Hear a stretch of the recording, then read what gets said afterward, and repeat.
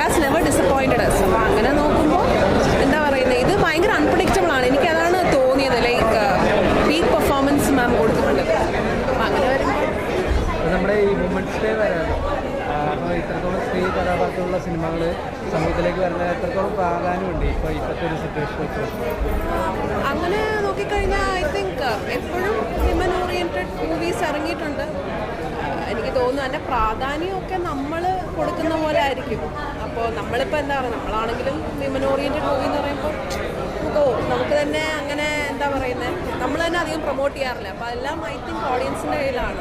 നമ്മൾ വേണം എല്ലാ പടവും സെലിബ്രേറ്റ് ചെയ്യാൻ. ഇത് ഇപ്പോൾ കേരളത്തിലെ എല്ലാ പടങ്ങളും വിജയിച്ചുകൊണ്ടിരിക്കുകയാണ്. എല്ലാ പടങ്ങളും ബാക്ക് ടു ബാക്ക് വിജയിക്കുകയാണ്. അപ്പോൾ ഇതൊരു വൻ വിജയമായിട്ട് മാറുമോ എന്നാണ് എൻ്റെ ആഗ്രഹം. കാര്യം എല്ലാ ആക്ടേഴ്സിൻ്റെയും പെർഫോമൻസ് വെച്ച് നോക്കുമ്പോൾ വളരെ നല്ല മൂവിയാണ്. എല്ലാവരും കാണണം, എല്ലാവരും വിജയിപ്പിക്കണം. അതാണ് ആസ് ആൻ ഓഡിയൻസ് എന്നുള്ള നിലയ്ക്ക് അത് തന്നെയാണ് എൻ്റെ ആഗ്രഹം. இல்லை ரொம்ப ரொம்ப சந்தோஷமாக இருந்தது. மலையாளி ஆடியன்ஸு தமிழ் ஆடியன்ஸ்லாம் ஒன்றுமே கிடையாது. ஆர்ட்டு தான் அது வந்து யாரை கனெக்ட் பண்ணுறதுன்றது தான். எல்லாரும் ஒரு இப்போ நாங்கள் வந்து அங்கே மஞ்சுமல் பாய்ஸ் எல்லாம் அங்கே கொண்டாடுறாங்க. ஃபுல் ஷோஸ் அங்கே வந்து ஃபுல்லாக போயிட்டுருக்கு. ஸோ ஆர்ட் அது யாருக்கிட்ட போய் ரீச் ஆகுதோ அதுதான். அது வந்து எதுவுமே இது பிரிக்கலாம் முடியாது.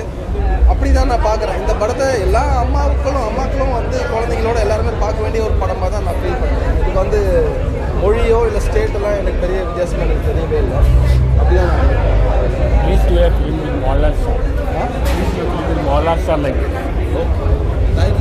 എന്നെ കരഞ്ഞു വെറുതെ പറയല്ല. എല്ലാ ഇമോഷൻസും കൂടി കടന്നു പോകാനുള്ള എലമെന്റ്സ് ഉണ്ട്.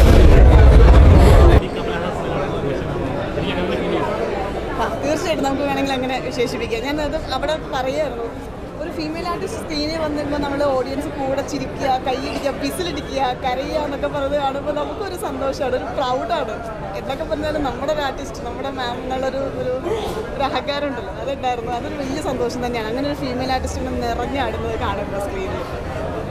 പലരും പറയുന്നുണ്ട് നാഷണൽ അവാർഡ് ഡിസേർവ് ചെയ്യുന്നുണ്ട്, അത്തരത്തിലുള്ളൊരു പെർഫോമൻസ് ആയിരുന്നു ഉർവശി മാം ചെയ്തതെന്ന് പറയുന്നുണ്ട്. ഇതിനൊന്നും ജഡ്ജ് ചെയ്യാനുള്ള അതൊന്നും എനിക്ക് കഴിവില്ല. പക്ഷേ പെർഫോമൻസ് ഞാൻ പറയേണ്ട ആവശ്യമില്ല. അവർ ഒരു സിനിമയിലും നിരാശപ്പെടുത്തിയിട്ടില്ല. അതുകൊണ്ടാണ് ആ ഒരു പൊസിഷനിൽ അവർ നിൽക്കുന്നത്. ധീരമായിട്ടുള്ള പെർഫോമൻസ് തന്നെയായിരുന്നു. അവാർഡുകൾ നല്ലതാണ്, സംഭവിക്കേണ്ട കൂടുതൽ പ്രോത്സാഹനമാണല്ലോ. ഈ സിനിമ കാണാനുള്ള പ്രേക്ഷകരോട് എന്താണ് പറയുന്നത്? പ്രേക്ഷകർ തിയേറ്ററിൽ തന്നെ വന്ന് സിനിമ കാണുക എന്നാണ് ഞാൻ പറയാം. വിത്ത് ഫാമിലി വന്ന് കാണുക. വിത്ത് ഫാമിലി വരുമ്പോഴാണ് കുറച്ചുകൂടെ നമുക്ക് കണക്ട് ചെയ്യാൻ സാധിക്കുക. അല്ലെങ്കിൽ തിരിച്ചു പോകുമ്പോൾ ഒരു വേദനയായിരിക്കും ചിലപ്പോൾ. അവരെയും കൂടെ കൂട്ടായിരുന്നു തോന്നും. അപ്പോൾ അത് മിസ് ചെയ്യേണ്ട, വിത്ത് ഫാമിലി തന്നെ തിയേറ്ററിൽ വന്ന് കാണുമെന്നാണ് പറയുന്നത്. സരയു ഒറ്റയ്ക്കാണ് വന്നത്, അപ്പോൾ ഫാമിലി ഇല്ലാത്തതിൻ്റെ ആ ഒരു വിഷമമുണ്ടോ?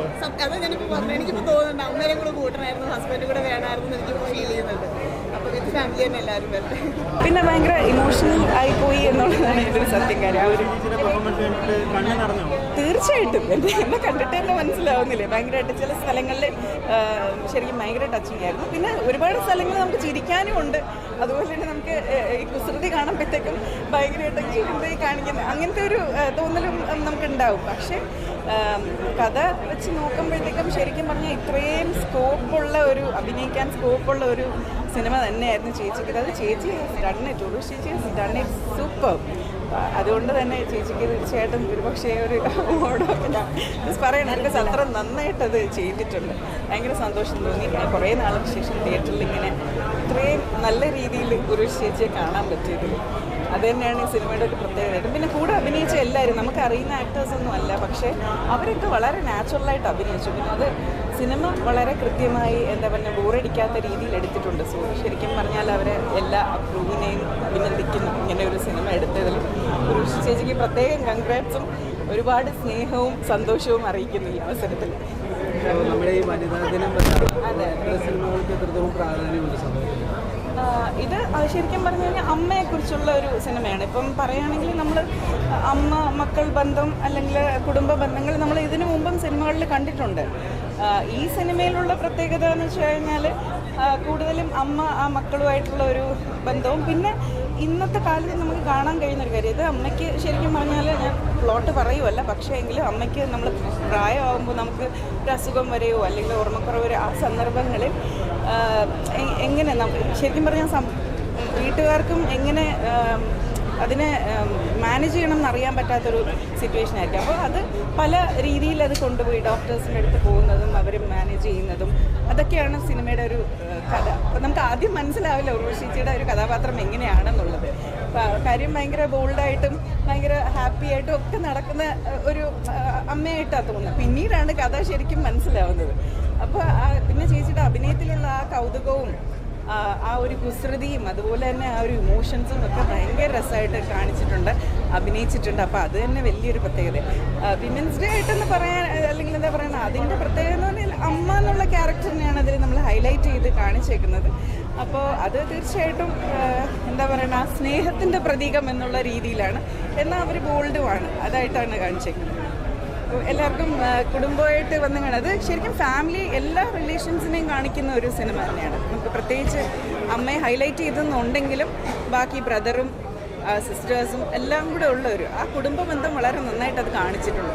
അല്ലെങ്കിൽ ഒരു വിള്ളൽ വരുമ്പോൾ അതെങ്ങനെ നമുക്ക് കൊണ്ടുവരാം, എങ്ങനെ നമ്മൾ അത് ഒറ്റ കുടുംബമായിട്ട് പോകണം, സ്നേഹം എങ്ങനെയാണ് പ്രകടിപ്പിക്കേണ്ടത്, അല്ലെങ്കിൽ അതെങ്ങനെ വഴക്കുകൾ എങ്ങനെ ഒന്ന് മാറ്റി നിർത്തി ഒറ്റ കുടുംബമായിട്ട് പോവാം, അതൊക്കെ ഇതിൽ കാണിക്കുന്നുണ്ട്. വളരെ നന്നായിട്ടുണ്ട്. അപ്പം ടോട്ടലി സിനിമ നല്ലതാണ്. പിന്നെ ഉർവശിയുടെ പെർഫോമൻസ് എന്ന് പറഞ്ഞാൽ സൂപ്പർ. എല്ലാ ഇമോഷൻസും ഉണ്ട്. ഭയങ്കര ഞാൻ ശരിക്കും സിനിമയുടെ ഇടയ്ക്ക് ചില സ്ഥലങ്ങളിൽ നമ്മൾ കണ്ണ് നിറഞ്ഞു പോകുന്നു. അവസാനം ഇറങ്ങുമ്പോഴും ശരിക്കും കണ്ണ് നിറയും. നന്നായിട്ടുണ്ടായിരുന്നു. നല്ലൊരു ചിത്രം കണ്ട ഒരു സംതൃപ്തിയോടുകൂടിയാണ് ഞാൻ ഇറങ്ങിയത്.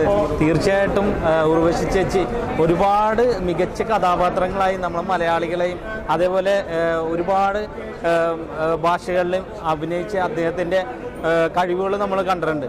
ഈ ഒരു ബേബി എന്നുള്ളൊരു കഥാപാത്രമായി അദ്ദേഹം ഈ ഒരു ചിത്രത്തിലുടനീളം അദ്ദേഹത്തിൻ്റെ ഒരു മികച്ച ഒരു പെർഫോമൻസ് തന്നെ കാണാൻ സാധിച്ചു. നമ്മുടെ സമൂഹത്തിൽ ഒരുപാട് ബേബിമാരുണ്ട്. ആ ഒരു ബേബിയുടെ പ്രതിനിധിയായി നമ്മുടെ ഉർവശി ചേച്ചി വന്നപ്പോൾ തീർച്ചയായിട്ടും നമ്മളുടെ മനസ്സിൽ നൊമ്പരം ഉണർത്തുന്ന ഒരുപാട് മുഹൂർത്തങ്ങളുണ്ട്. എല്ലാവരും കാണേണ്ട ഒരു മികച്ച ചിത്രം ആണ് ബേബി എന്ന് പറഞ്ഞ ഈ ഒരു ചിത്രം. ഇത് നടന്നൊരു സംഭവമാണ്. തീർച്ചയായിട്ടും ഇതിനുവേണ്ടി പ്രവർത്തിച്ച എല്ലാവരും അഭിനന്ദനം അറിയിക്കുന്നു. നല്ലൊരു ചിത്രം കണ്ട ഒരു സംതൃപ്തി. അത് തീർച്ചയായിട്ടും ഫാമിലിക്ക് ഇഷ്ടപ്പെടുന്ന ഒരുപാട് മുഹൂർത്തങ്ങളുണ്ട്. കണ്ണ് നിറയാതെ ആരും ഇറങ്ങില്ല. ചേച്ചിയാണ് എന്നെ സംബന്ധിച്ചിടത്തോളം മലയാള സിനിമയിലെ existing super star as an actor, crafts person അവരാണ്. അപ്പോൾ അവരെങ്ങനെ കാണാൻ പറ്റുന്നത് തന്നെ വലിയ ഭാഗ്യമാണ്. അപ്പോൾ അവരുടെ ഒരുപാട് പെർഫോമൻസസ് നമ്മൾ കണ്ടിട്ടുണ്ട്. വൺ സച്ച് പെർഫോമൻസ് എനിക്ക് തോന്നുന്നു നമ്മളിങ്ങനെ കാണാനിരിക്കണേ ഉള്ളൂ, അവർ എക്സ്പ്ലോർ ചെയ്യാനിരിക്കണേ ഉള്ളൂ ആസ് എൻ ആക്ടർ. എനിക്ക് തോന്നുന്നു ഐ വിഷ് നമ്മുടെ മലയാളത്തിൽ ഇത്തരം സിനിമകൾ ഉർവശിയുടെ ഗംഭീര പെർഫോമൻസസ് വരട്ടെ. ആളുടെ കുറേ സിനിമകൾ നമുക്ക് കാണാൻ പറ്റുന്നതാണ്. I don't even think നമ്മൾ അങ്ങനെ ലേഡി കമലഹാസൻ എന്നൊന്നും വിളിക്കേണ്ട. Urvashi that name itself is enough. We don't have to മറ്റേ വേറൊരു പേരൊന്നും പറയണ്ട. ഉർവശിക്ക് നമുക്ക് വേറൊരു വിശേഷമൊന്നും കൊടുക്കണ്ട. ഉർവശി ഈസ് ഉർവശി. കരഞ്ഞില്ല, ഞാൻ പറഞ്ഞില്ല. I'm so proud to see her performance on screen as an actor, as a film professional, as a സിനിമ ആസ്വദിക്കുന്ന ഒരു രൂപം എന്ന നിലയ്ക്ക് it's a pleasure and privilege to see her perform. And it's Urvashi. വേറെ ഒരു കാരണമുള്ളത് നമുക്ക് സിനിമ കാണാൻ.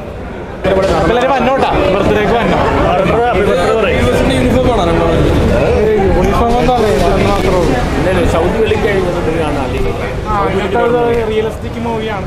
അതുപോലെ തിയേറ്ററിൽ നിന്ന് എക്സ്പീരിയൻസ് ചെയ്യേണ്ട ഒരു വ്യത്യസ്തം നിറഞ്ഞൊരു മേക്കിംഗ് ഉണ്ട്. തമിഴ് സിനിമയ്ക്ക് ഉപരി മലയാളത്തിൽ വന്ന ഇങ്ങനെ സിനിമ തമിഴ് സിനിമയിൽ മാത്രമാണ് റിയലിസ്റ്റിക് സംഭവം. ചിറ്റ എന്ന പടത്തിൽ ഇങ്ങനത്തെ ഒരു സംഭവം തമിഴിൽ ഒരുപാട് മലയാളത്തിൽ സപ്പോർട്ട് ചെയ്യണില്ല. മലയാള സിനിമയ്ക്ക് ഇങ്ങനത്തെ മാത്രമാണ് ഇഷ്ടമാണ്. ഇങ്ങനത്തെ സൈലന്റ് മൂവികൾ കുറവാണ്. ഇന്ന് പ്രമേയ മുഖമൊക്കെ കുറച്ച് മാസം ഉള്ളതുകൊണ്ടാണ് പറഞ്ഞു വെച്ച് സെന്റിമെന്റൽ മൂവി വന്നിട്ട് പറഞ്ഞാണ് പിന്നെ പേസോട് നന്ദി പറയാനുണ്ട്. പ്രസൻസ് എന്നുള്ളൂ, ഡയറക്ഷൻ വേറെ ഡയറക്ഷൻ വേറെ നല്ല മൂവിയാണ്. ഇപ്പൊ മഞ്ഞുമൽ ബോയ്സിന് 100 കോടി ക്ലബ്ബിൽ കയറി. അല്ലാണ്ട് നെഗറ്റീവ് റിവ്യൂ പറഞ്ഞിട്ടും പടത്തിന് 100 കോടി ക്ലബ്ബിൽ കയറി. അല്ല അണ്ണന് ഇഷ്ടപ്പെട്ടില്ല എന്ന് അണ്ണൻ പറഞ്ഞു. അണ്ണന് ഇഷ്ടപ്പെടാത്തതുകൊണ്ട് ആ പടം പൊട്ടൊന്നുമില്ലല്ലോ, മനസ്സിലായോ? പലരും അണ്ണന്റെ പേര് പറയുന്നത്. റിവ്യൂസിന് കുറ്റം പറഞ്ഞിട്ട് കാര്യമില്ല. പടത്തിന് നല്ല കണ്ടന്റ് ഉണ്ടെങ്കിൽ പടം വിജയിക്കും. ഇത് പൊട്ടപ്പെടാണെങ്കിലും വിജയിക്കും. മഞ്ഞുമൽ ബോയ്സിന് മമ്മൂട്ടിയാണോ നായകൻ? അല്ലല്ലോ, എന്നിട്ട് പടം വിജയിച്ചില്ലേ? മനസ്സിലായി. ഇന്നത്തെ കാലത്ത് നടന്മാരുടെ സ്റ്റാർ വാല്യൂ ഒരു പ്രശ്നമല്ലല്ലോ. ഇപ്പൊ സൗബിൻ ഷാഹിർ, ശ്രീനാഥ് ബാസി അത്ര സ്റ്റാർ വാല്യൂ ഇല്ലല്ലോ. ഇങ്ങനെ പടം വിജയിച്ചില്ലേ?